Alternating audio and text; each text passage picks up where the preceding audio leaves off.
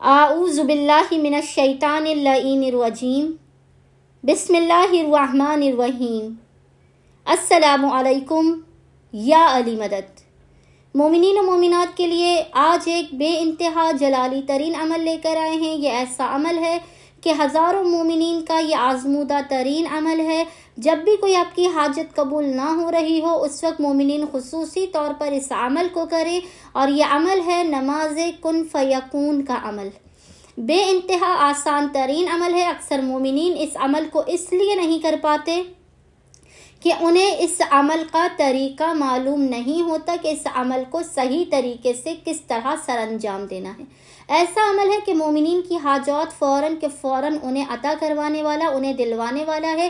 اس عمل کو کرنے کا، اس نماز کو پڑھنے کا جو بہترین وقت ہے وہ تاریکی شب ہے۔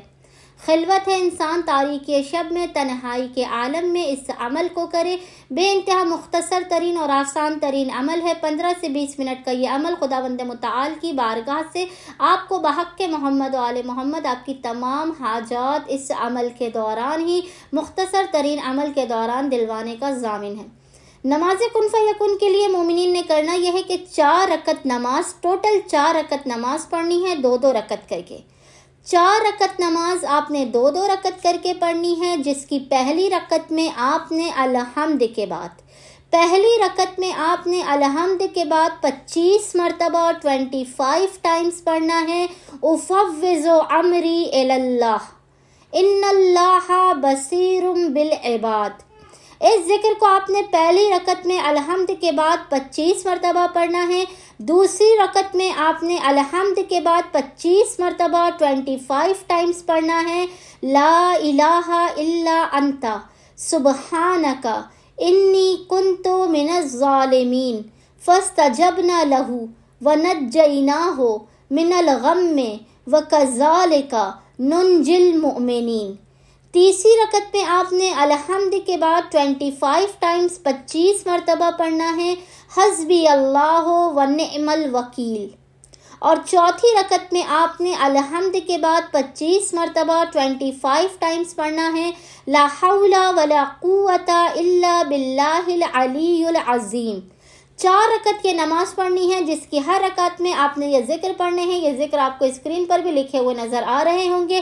نماز مکمل ہونے کے بعد آپ نے 25 مرتبہ محمد و آل محمد پر درود بھیجنا ہے۔